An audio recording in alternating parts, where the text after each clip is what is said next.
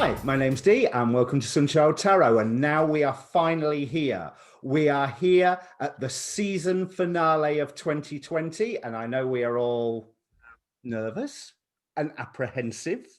And we've got some great events coming up for the end of the year, absolutely great events, because nobody says anything strange or weird happens under a total eclipse. And then we're leading into the Jupiter Saturn conjunction on the solstice, which can't be in the slightest bit significant. So I am here with astrologer David Fischer. So David, hi. Hello. Thank you for having me here again, Darren. Yeah, there's a lot of things happening by the end of this year, really, as you all stated. But yeah, much more than we can kind of than we are kind of used to deal with, I would say, because normally the sky is not this turbulent. But I would say we are in the eye of the storm now. We are at not even the eye because it's not calm, but we are in the middle of a huge hurricane in the sky. So if I dare ask, how do you mean a hurricane in the sky? How are things so very turbulent would be a good word? Yeah. Well, we have many cycles at once, and I'll explain what I mean by cycles, ending and starting again. When you're talking about cycles, you can imagine a circle. A circle has no beginning. It has no point where it starts and where it finishes. But in reference to other things, you can say, oh, this particular circular motion that is happening right here in this point in the circle has not happened like this for such and such period of time. So we know that a determined circle that started at that time is finishing up now and is starting again a new circle regarding those topics related to that point in the circle. And you can replace circle by zodiac here. And once you understand which circles you're looking at or which cycles in the zodiac you're looking at, you can then see the time when the cycles are finishing up or are ending. And you will see that the events manifested around those times will be changing everything around, will be displacing everything, crumbling with the structures developed in the previous cycle. And what is taken to the next cycle when everything is made new is what was useful from the last one in accordance to what fate is giving us in the present to deal with, whatever that is. So if fate, for example, now we are seeing with this Saturn-Jupiter conjunction or Jupiter-Saturn conjunction in Aquarius, we have been seeing since March, which is the beginning of the final lap, so to speak, of this cycle of 20 years, we started seeing many things starting to happen that gave place to the reality we are now experiencing at this point, where they conjoin finally and start a new period. We all are talking about a new normal. Those words are not a coincidence when you think about the closing of these huge cycles. It's not only a 20-year cycle, for example, in the case of Jupiter Saturn, there's a 200-year cycle, a larger 200-year cycle that's finishing up and beginning again within this 20-year period that this particular cycle is finishing. So there are ideals that have been set into society many years ago, centuries ago, that are crumbling down now to give place to whatever is coming next, using the tools that are useful from that time, but not getting attached to going back to a normality that is not possible anymore, because things have been changed.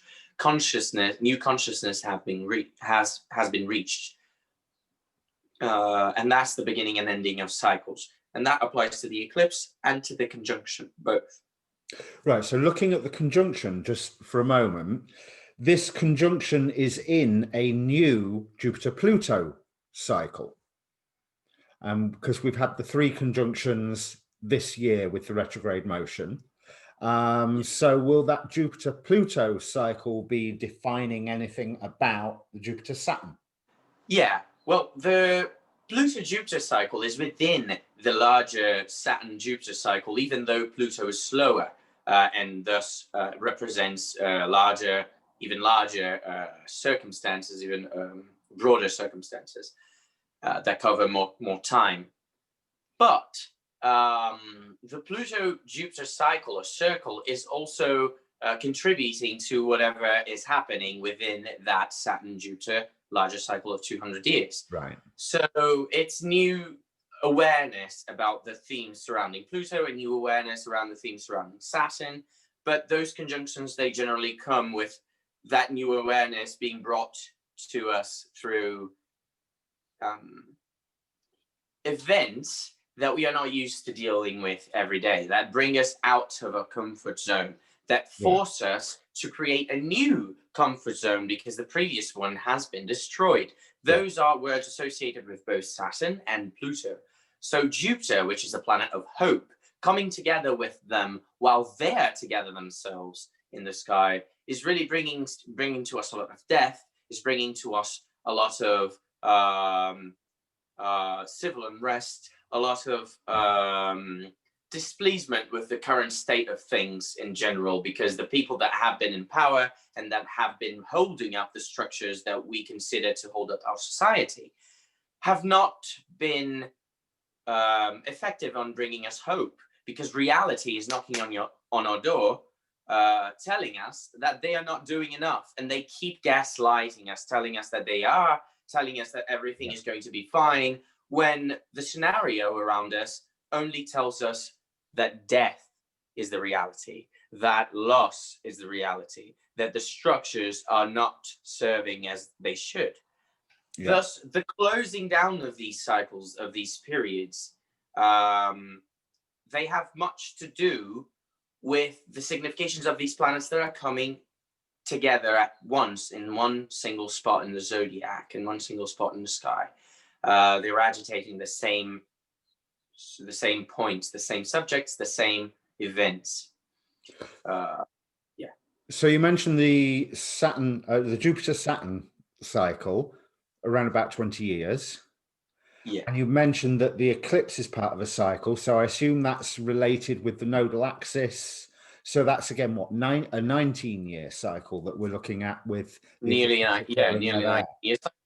Yeah, the nodal returns. Yes, we have not had eclipses in Sagittarius with the south node there for at least 18 to 19 years. And we have not had, but because we have every 9 years the activation of the axis Gemini Sagittarius, for example, in this case, but is with the reverse node, which each of the nodes, the north node takes 18 years to go around the zodiac, the south node takes 18 years to go around the zodiac. They are opposite at all times, so they work like an axis.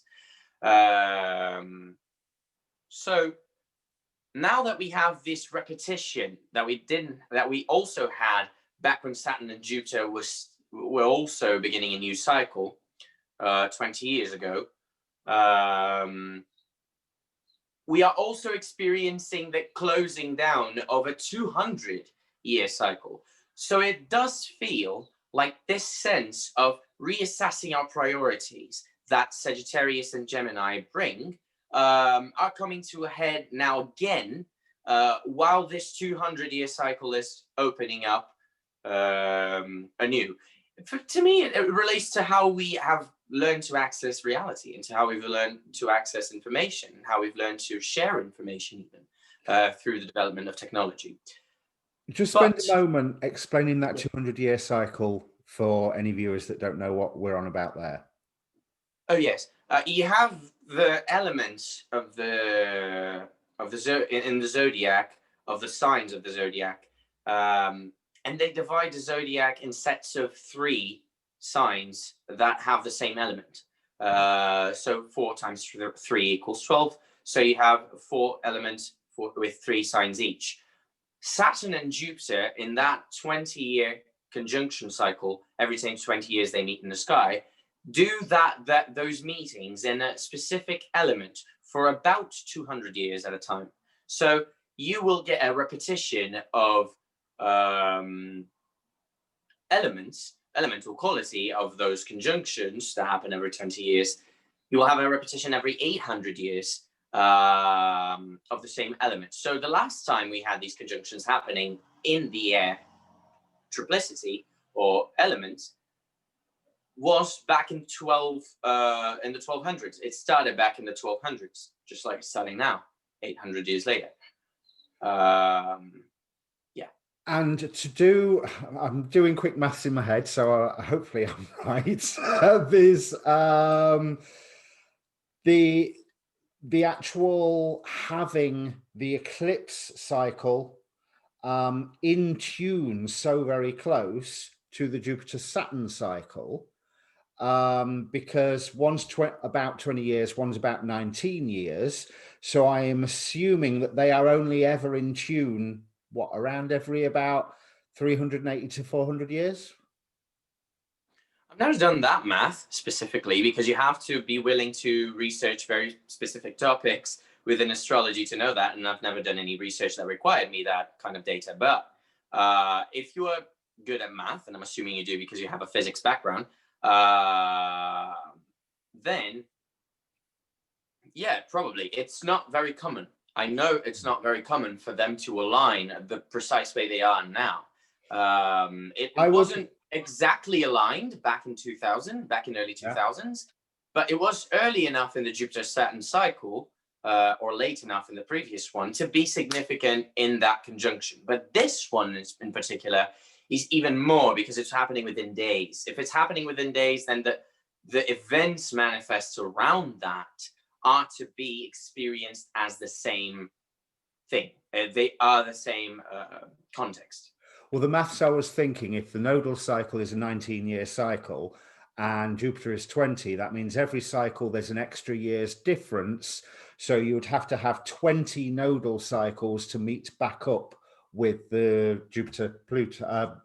Jupiter-Saturn cycle. Yeah, if you do the math, probably you get to something like that. But I suppose, but in astrology, things are not quite as precise as we would like with math. So you have to really see how it happened to understand. But yeah, it would be around that. You can really look into cycles in that through that broader mathematical perspective. It will work roughly. So except around times as we are now, which are kind of edges on time, where we are shifting from one reality to the next, leaving one cycle to the next, then these points in time, they get a little tricky to explain with precise cycles, precise math. You have to really look into what's happening right now. So this Jupiter-Saturn conjunction is really giving added oomph to the total, and let me just underscore that, total eclipse that is occurring next week.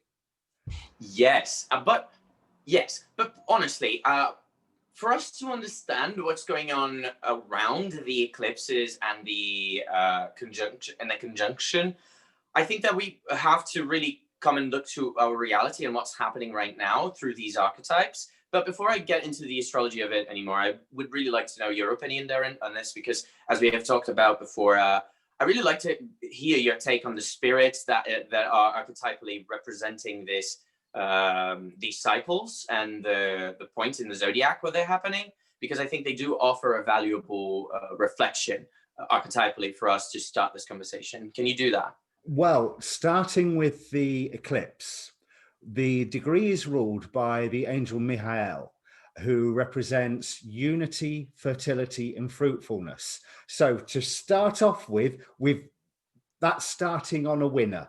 This is looking really like there is any efforts that we are putting in at this precise moment do feel like they have a chance of bringing a harvest in, actually having some concrete results, which is what we was talking about on the lunar eclipse show, wasn't it? About prioritizing and seeing where we're going to put these efforts.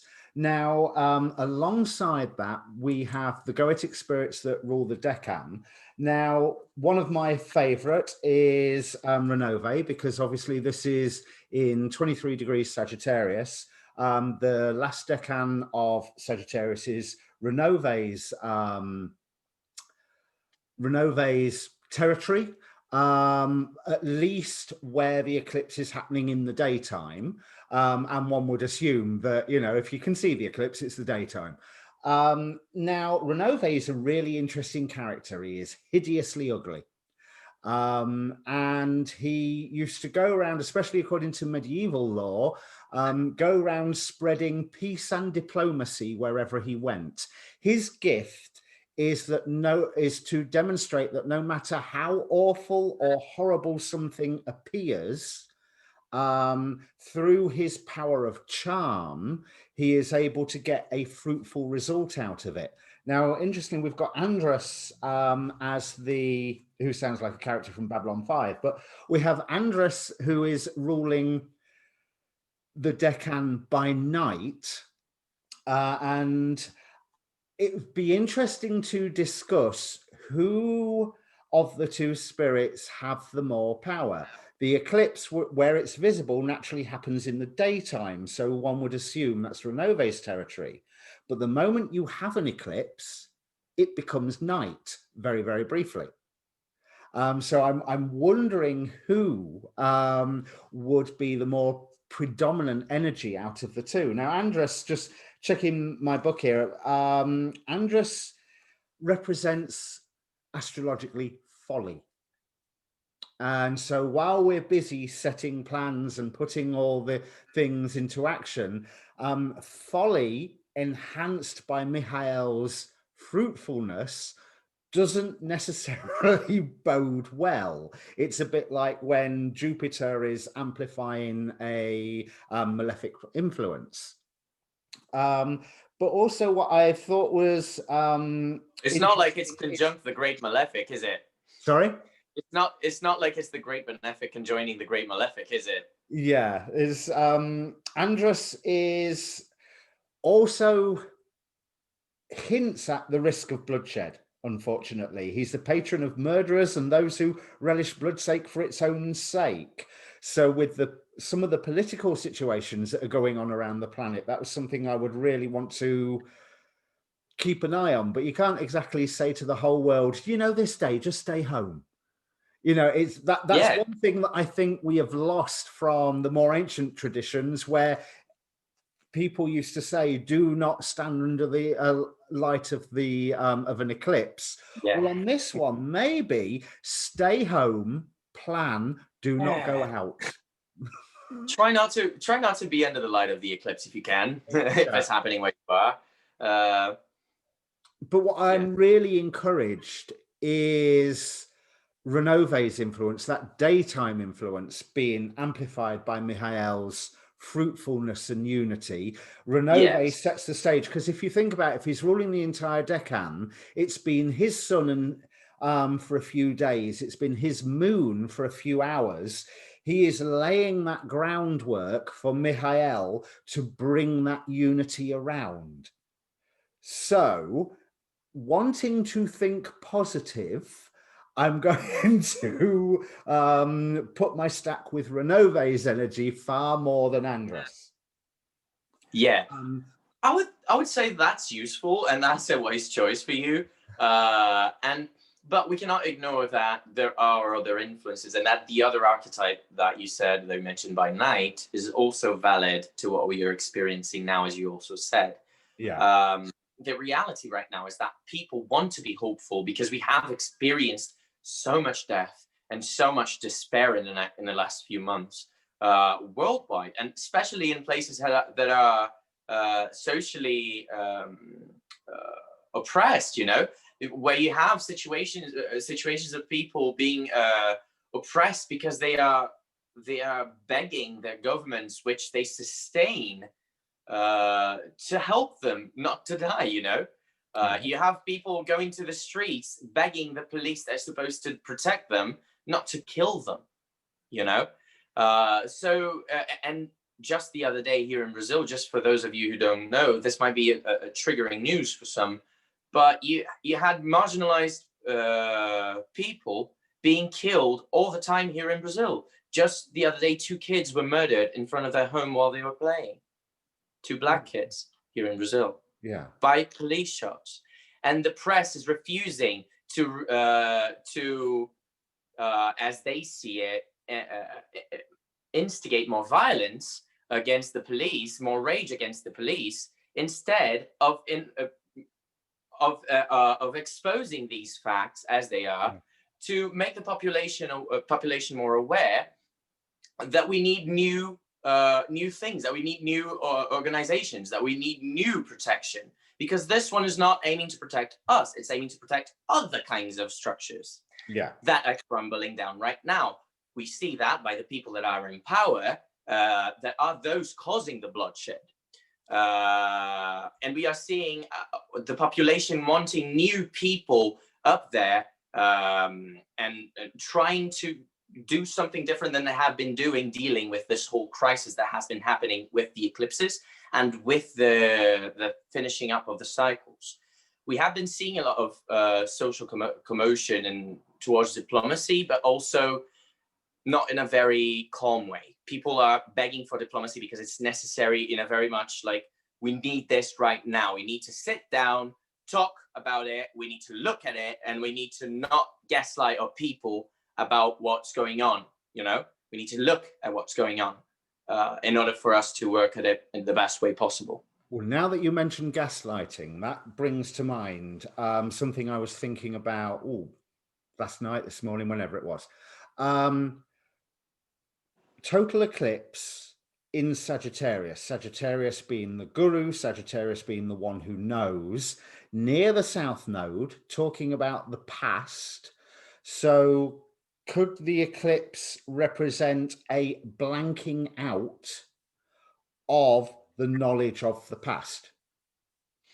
Well, actually, I think it's a moment, it's a moment where you cut away from the knowledge of the past that's not useful anymore. It's actually, until when you're building up to the eclipse, you are gathering the data, you are making your decisions, you are creating the narrative in your head. When the eclipse happens, it's because you have already taken all actions possible, and now you're in free fall. You have surrendered, whether you wanted it or not, to the new cycle, to the next thing. And you did whatever you could to prepare for it, but now you can only remediate whatever happens that's not according to plan. So these, what are you going to say? Well, I was going to lead on to the conjunction itself, because what actually struck me, I think it's Amdusius, the Goetic spirit Amdusius is the one who rules by night the conjunction, but again, Amdusius is a warmonger, but by day it's Thoras, who is another one. Let me quote from this book here I've got. There's he appears as a strong, wise man, what in Middle Ages used to be called a cunning man, who is often the village blacksmith, understands the virtues of herbs and the ways of calm wisdom. So that ways of calm wisdom, he shows how to achieve your ambitions, not by any great show of strength, but through persuasion and quiet, eloquent diplomacy. So we've got the two things going on day and night, from the total eclipse to this, keep calling it Pluto, Jupiter Saturn conjunction, of a warmongering urge, and also a lot of power being thrown on diplomacy and peacemaking. Now, for the conjunction, that is ruled by Jezalel. Let me just bring up the details about Jezalel. Now, Jezalel represents the bringing of heaven on earth. So again, there's a window there of we can make this better. He represents heaven on earth, fidelity, loyalty, and allegiance. Now, that allegiance bit can be a little double-edged as well, especially when you've got these warmongering energies going along, or these combative energies. And you only have to look at numerous countries in Europe, in the Americas, in fact, in most places in the world, there is a huge partisan divide that has been in a way whipped up by media around the world and then taken advantage of by anybody who happens to have a specific agenda that is drawing a difference between an us and a them. So it's like it's an incredible decision time that holds so much promise and at the same time the potential for so much failure. Oh yes, when you have too many planets or too many points in one place in the sky, you really have the opportunity to, when these cycles are ending and beginning again, to determine what they're going to be about.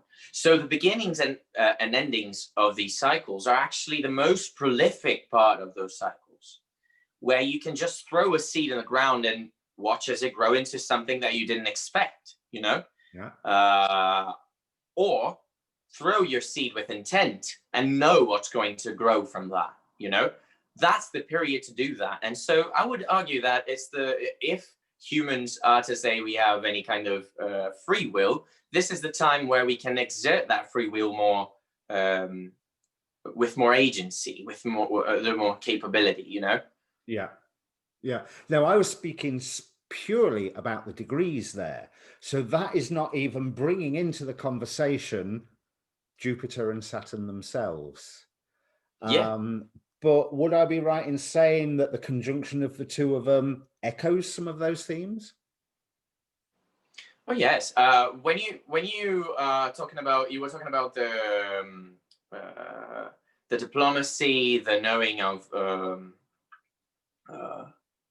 the wise. How do you call it? The wise diplomacy. Wise diplomacy. Is that it? The calm Wise diplomacy. diplomacy, yes. Wise and eloquent diplomacy. Yeah, wise and eloquent diplomacy. Well, you can really have that space for wisdom, that space for contemplating reality, if you're comfortable enough for that. If you're not going to stop to contemplate anything. You're going to stop to contemplate what do you have to solve the issues that are more pressing right now. So what we are seeing here with the warmongering energies competing for in this balance within this decan, with those wise, eloquent diplomacy energies, we are talking about this social movement that cannot take the oppression anymore and cannot take the misfortunes that come to us through reality because of bad actions that people took in the past and are still taking to this moment. We need to see and take responsibility for what our actions are in the present and how they are going to impact whatever it is we are going to see developing in this cycle. So this conjunction right now, it's not to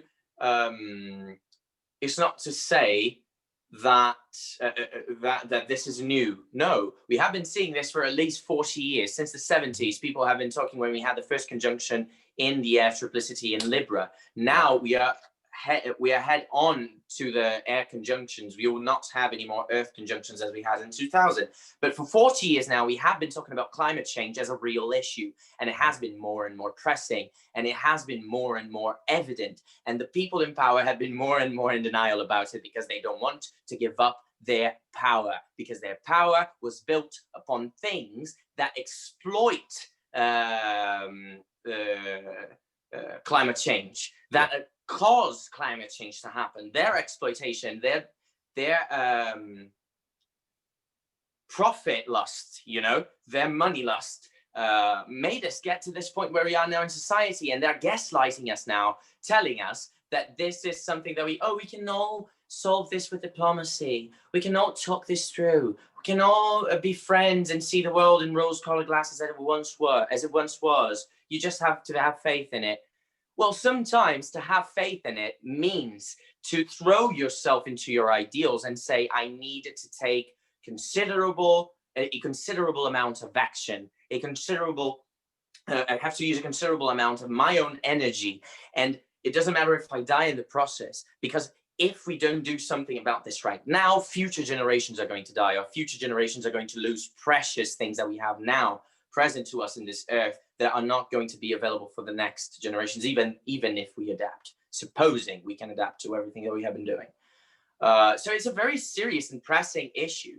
We cannot look at this just like it's another end of the year, it's another pandemic as it has been in 13 something, 16 something. No, now it's different, you know. On a more local, temporary level, we're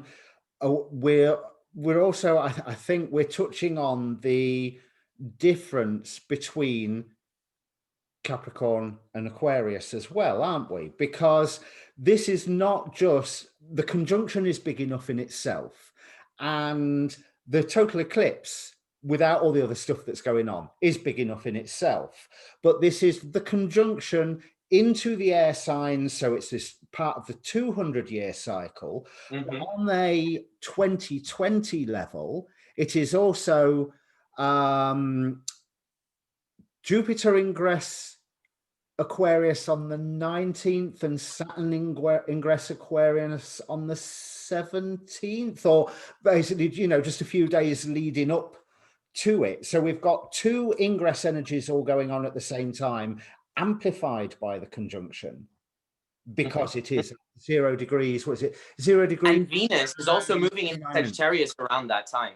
Venus is also moving into Sagittarius, exacerbating those themes around that time as well. So you can expect people be talking about that. People, because Venus is what we talk in our relationships, how our relationships are, what the themes around relationships are being. And so people in their relationships are going to be like, how are we going to deal with everything that's happening right now with this that just happened? So yeah, it's going to be a very intense week. It's going to, a lot of things will happen in sequence during this week. It's not one of those where you can just say, oh, even if nothing happens, just try to look at it like this. No, things will happen. Right. Correct me if I'm wrong. Doesn't Venus entering into Sagittarius to a certain extent make things worse? Because it is highlighting the love that people have for what they know. Not really. I think that now that it's in Scorpio, it's actually worse because people are really radicalized about the things that they desire. But once it gets into Sagittarius, they might have the urge to sit down and listen a little bit, because Saturn and Jupiter will be conjunct exactly, and Jupiter will have just ingressed into Aquarius, and it will be like, okay, I think I can relax a little bit now. And now I'm with Saturn, so I'm going to take things slow. I'm going to look at what's going on and think about it and try to come up with a plan. Right. An action plan, because those are two active signs, or they exert action onto the world. They emanate their energy out and create with their actions and words. And that's air something, signs and fire signs. That's something that we can all take a personal advantage of, as well as looking at it at a societal level. Yes, in our relationships, we're going to be able to more openly discuss what our positions are regarding whatever is going on and why. And we are going to be able to show people what we have been saying all along. It's going to be like, look, this is me. You might not agree with this right now, but this is how I'm going to do things from now on. So this week really marks the pivot point where you go from the Capricorn, as you were saying, from accepting what the structure is right now and which tools it's giving me for me to survive in this moment of necessity, and how it did not do that. You know, we go from that into, okay, now that I know how it serves me and how it does not, I can make a proper plan for the future, and I can start building a new way of planning for the future with a new structure that I know will work better than the last one. And if you're stuck in the last structure, well, I'm sorry, you're just going to be a part of the spoils later. Yeah, because the last structure is very much associated as well, isn't it, with what Pluto has been trying to destroy this last year, with Saturn. Not only trying, but succeeding, well, I would say. Yeah. Since 2008, when we had that, as I mentioned in the previous video with Jupiter Pluto here with Darren in the channel a couple of videos ago, with the Capricorn bunch that we were mentioning. Go back and watch that if you want more on the cycles and more on what's been going on with these conjunctions with these cycles, you know. But yeah, it has been succeeding since 2008 when we had that first major crisis economically. So looking at the event of Saturn, Jupiter in Aquarius, what similarities do you see between now and last time it happened? Oh, that's an interesting question. There were a few things as I was preparing for this that I came across in history that, of course, I knew there were facts before, but I've never studied the cycles as I have preparing for this. And it was really interesting to see some repetitions that were very clearly then defining the reality that was going on. And now how those same structures are repeating some of the facts that happened back then, but they are further down the road, and it's like they are fully dismantled now. It's a process of dismantling and of destruction that happened then, and now we are seeing that those things really need to go, and we need to change the way we see them. What am I referring to? I'm referring to the power of the church and the king, right? And how authoritarianism within the church and the state has been promoted by this idea that the church was supreme and that it was a channel to the will of God, and that the king was also a channel to the will of God. And those ideals have started crumbling by the beginning of the last air age. Yeah. And within that last air age. And why, you ask me? Because since the Roman Catholic Church had been established, it had not been defied as a power by the states in Europe as much as it was to be defied in that point in time. Yeah. The King Philip IV, I believe, of France, he kidnapped and tortured a pope that dared to defy his own authority. And the pope died after he was released. So they elected in France a new pope, while Rome was electing their own pope. So you had, for the first time, this two-pope situation, if it sounds familiar with now. For those of you who follow Netflix early, at least are going to be familiar with this. They had two popes back then, and that division caused the discredit, caused a rupture in the view of the public around the Catholic Church and the power it should have, which led hundreds of years later, but from that point on, the precedent was established for it to happen to 300 years later, which led to the Protestant Reformation. Yeah. So, and within these last 800 years, we've seen the power of the Catholic Church with the Renaissance that was even more exacerbated than the Illuminism ideals.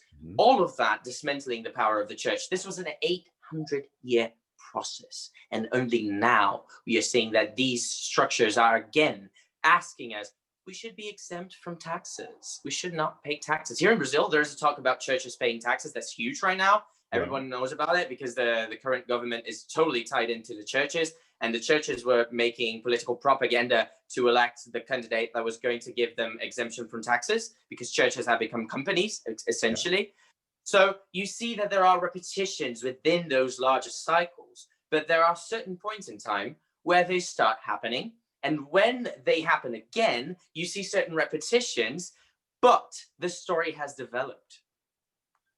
Yeah. So I believe that within these next 200 years, for example, and back then, the church, one of the things that really started this ideal that the church doesn't have that much power and that kings should have more authority than the church, it started because the clergy didn't want to pay taxes, just like we're having now here in Brazil, for example, as one example of many.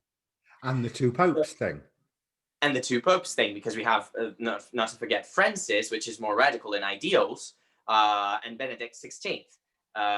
So there are there are various similarities to back then and now that are not an exact repetition, but you can see clearly where the same story has developed to. Yeah. And then we can have an idea that if the story of the church was losing power from that time until now, I think that in the next 200 years, it will not be at all what it always was. It will fall even further. Yeah. And also powers like monarchies. I don't want to be too political in this. It's not my intent here, but it's just how times go. We did have a lot of monarchies by the end of the 18th century. By the beginning of the 19th, all of them were gone, you know. And the beginning of the 20th century, they finished the job, and now we have only a couple of them, and they are basically, you know, they are performative. You know, they are more for they are more of an ideal now, an old-fashioned ideal than true power holders as they were in the past. You know, of our world history. And yeah, of course, when we're talking about world history, Western world history, let's make it clear. Plus, talking about the 1200s, there was a plague thing going on, wasn't there? More than one plague thing going on. Like people were dissatisfied because all of the crusades and all of the big navigations that they were developing at the time, and which also led to the discovery or invasion of the Americas, all of that was starting to develop back then, and they were using more and more of the serfs that they had in their territories. The lords were using more and more of the serfs to make weapons for knights that should protect them in those areas. And those knights were dying off in crusades. Those knights were dying off in wars. So the serfs were working, they were giving their food to troops, they were giving their materials and their strength to troops that would never come back for endeavors that were superfluous, that were superficial, and that were only being, people were only investing in that for personal and petty reasons. Those for more power. Those in power wanted more power, and then they would just engage in those ridiculous and senseless conflicts. Because of that, we have the 100 Years War starting in that period. It happened then. It happened in the last air age. For you to have an idea, people were so dissatisfied with all the war and all the crises that all those rich people brought about them, that they started rebelling. They started cutting throats of nobles, and they started moving into the cities because they didn't want to leave. They didn't want to live within the fields anymore. Is that how the feuds? Is that how they call them? In the feudalist state. Yeah, in the feudalist state. They didn't want to leave in the feudalist state anymore. They wanted to leave in the cities. So that was a thing that happened then as well. People, what? Fiefdoms, they're called. Yeah, and now we are seeing the opposite movement. People are decentralizing from the cities. They're running away from cities because they realize that this is poisonous. This kind of capitalistic ideals that have been developed since the end of feudalism are poisonous for our environment and for our own survival and psyche. We have been seeing major numbers. Of course, we are as numerous as we've never been before, but in a percentage, like statistically, we are more likely to be depressed and to be anxious than we ever were in history. And that's not normal. That's because we have developed ways of adapting to Earth that are not healthy for us. And interestingly, I've certainly read over the past couple of years some commentators saying that we are existing in a time of corporate feudalism. Yeah, yes, but that's exactly it. That you can see that nothing has changed, and that all our resources are being directed to superficial means. Like we are having people enslaved in poorly developed countries, which are poorly developed because it is of the interest of the most developed countries that they stay that way because of the working masses that they are going to have there because of it. They're farming people. That's a reality that people don't want to look at. Yeah. They're farming people, you know? Yes.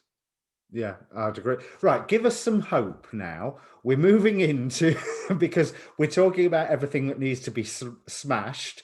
And at the minute, my allegiances are going more to the two warmonger spirits than they are to the diplomacy spirits. Yeah. Give me some hope, I hope, with the nature of air, the nature of Aquarius for the short term, and the nature of this air 200 cycle for the longer term. Because unless you're a subscriber to reincarnation, that bit of the air cycle we're going to see is just only and simply the rest of our lives. Yes. So what can Well, that mean? the hope, yeah, the hope with all of that, and I understand the preoccupation here, because when you talk like that, it does sound a bit gloomy, but Yeah, a bit. yeah, but the hope here is that we realize those things and take responsibility, personal responsibility, collective responsibility on them, and really start steering the wheel in the right direction. That's all we can hope for. That we can hope for better action if we want to hope for a better future. Right now, the action is what's being requested. Air signs are active signs, as I said. So we are going to see more polarizations in the next 200 years. That's not going to change. People are going to back the ideals that they feel are supporting their lifestyle. And it's not, the lifestyle is not going to be based on how comfortable you can be, but how can you survive, you know? How much resource do you have? How much water do you have? How clean is your air, you know? Those things are going to be defining the sense of status from now on, and how people are to be valued, how the personal value of an individual is to be measured against. It's going to be against what have they done for their society, what have they done for their community, how have their ideals aligned to the ideals of the community in a prolific way to make their community thrive in a more environmental friendly way, because that's what makes us thrive in a less anxiety producing way, less capitalistic way. So the hope is really in the new ideals and in how you can produce hope within yourself. Just try to do the best you can with whatever you have, and that's the hope for the future. We can create it. It's the potential right now that is available, not the difficulties that we have to solve that we should focus in. So the hopeful message is it's on you, mate. You know, yeah, that we're speaking. Yeah. And how hopeful does that make you feel? Are you strong enough to be hopeful with it's on you, you know? Yeah, I like that message, to be quite honest. Now, I've got a point about the actual astrology. 0 degrees Aquarius is where this is happening. Now, as if this point wasn't important enough being an anaretic degree, is this point significant for until the next Saturn-Jupiter conjunction? If anything crosses that point, it's echoing the energies of this conjunction? Definitely. Every single time you see a planet cross that point, it will activate any issues or situations regarding this conjunction right now. But I would expect things to be more clear within a historical period. For example, if in 200 years' time they look back into this period, they are going to use the slower moving planets like Pluto, Neptune, and Uranus as the significators of the most important events that developed the storyline of that, or eclipses that developed that storyline of this particular conjunction in the next 200 years. But you can look in the next, for example, in the next 2 years, you can look into this point in the zodiac being activated and the consequences of right now in your personal life, if you want, in that area of your chart. For example, if that's happening in your 10th house of career, see in 2 years from now the activations of that point, which means whenever a planet crosses 0 degrees of the fixed signs, especially Aquarius, to see the development of this cycle, particularly in your story. So how long does the eclipse point retain that sort of, I've heard one astrologer call it a supercharged degree.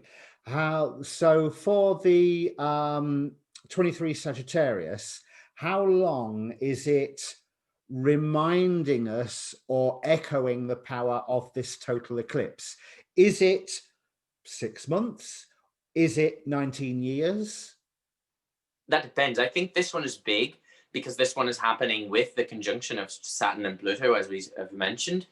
So I think that the storylines that are being birthed at this point in time, which is a very prolific point, a very productive point in time where we can have ideas and see them manifested before our eyes, really, personally and collectively. So this particular eclipse, I believe, will have a very lasting impact. How long, I cannot say, perhaps the whole cycle, this whole cycle that we are seeing, since it's happening in the conjunction, and this conjunction is going to have the energy of an eclipse around its beginning. So it is going to echo throughout the cycle. But how exactly, I cannot say. I have not studied enough for that. But as a rule of thumb, you can use the effects of the eclipses in a mundane level, which means manifesting in your daily life as events around you for at least 2 months, very clearly, but the effects to roll out for until the next set of eclipses start. So within 6 months at most. Right, so you wouldn't be bothered about the eclipses along the nodal axis. You're just bothered about until next eclipse season. Yes, the story that is developed within the transit of the nodal axis through that axis, through the Gemini Sagittarius in this sense, which started in May, it's going to last up until next year, middle of, is it? No, yeah, by the end of next year. So in this period of time, you're going to see the sets of eclipses happening, developing a particular story in your life, in your personal life, and in our collective story. But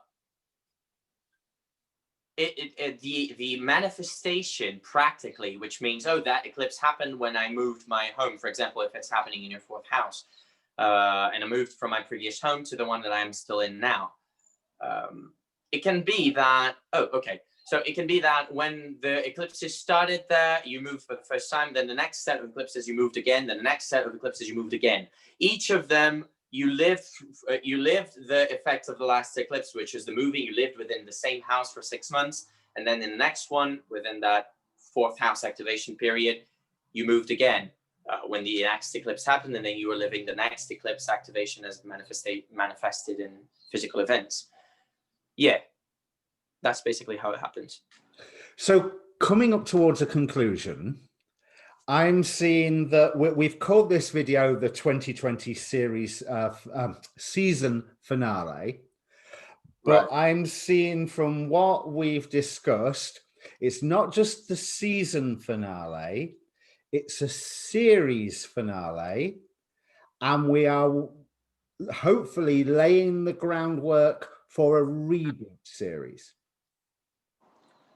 Yeah, I wouldn't say a reboot series, actually. I'd say that this is more of a vibe of a spin-off. Like, you get to the end of the series, there's really not much history to go on, but we can go on with that other character's story and continue in this universe, you know?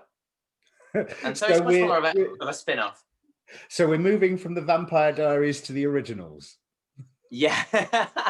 Yeah, exactly. Yeah, that's what you're doing. I mean, that's some form of hope, and it also does promise a whole new storyline to come up then, one would assume.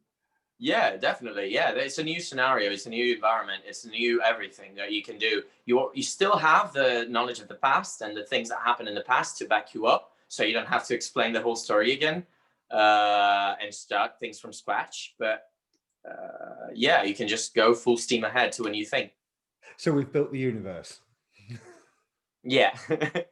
Yeah, but on that note, I wanted to ask you about, have you thought about any relations to comics that this period might have? Like, because I know that you also had some videos in the past where you have quoted a few things that I've said as well about the charts, on the Infinite Crisis and stuff.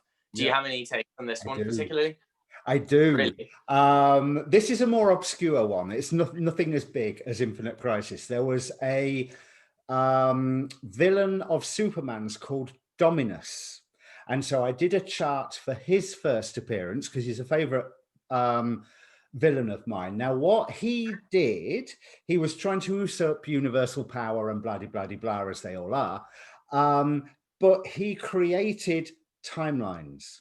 He created like almost fragments of timelines. He transplanted Superman into all these different environments, like a far future environment and a Second World War environment and a First World War environment, and dotting around. So he was designing timelines.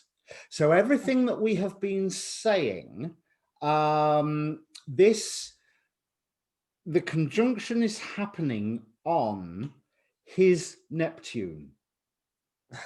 Let me see, it is the conjunction, not the eclipse. Let me just check my notes. So I'm sure, yes, it's the conjunction that is happening on his Neptune. So here we have the power of his dreaming up the timelines in this period where we've had the lunar eclipse, as we were talking about, setting the priorities, the total eclipse, drawing battle lines and bringing people to tables to discuss how to move forward. And then this Saturn-Pluto conjunction has the deepness of Neptune of how to empower and create a new timeline. So yes, that's my comics astrology for the day. Great, that's amazing. Yeah, it ties back to what we were saying, right? The creating new realities and idealizing a new world. Not only that, but also being aware of where people are trying to lie to you about the reality itself, right? Yeah. Being aware of that. And so, yeah, I love it. Right. So when's the next big event that we are, I mean, because we've just had one after another, after another. Yeah, no, I imagine anyone following the astrology is as exhausted as I am for like, I mean, how many times have we heard the various astrologers this year go, this week is really big, you know, this. Yeah, no, this year is really big. Like there's no small week. There's no quiet period in 2020. And if there were any, they were more for us to reflect and take a breath at least from all the things that have been happening in the other weeks. But this week in particular is a culmination point that we have been looking forward to the whole year. Like really all astrologers that are looking into 2020, they were more excited about December than any other part of the year. And now that it's here, we are just, yeah.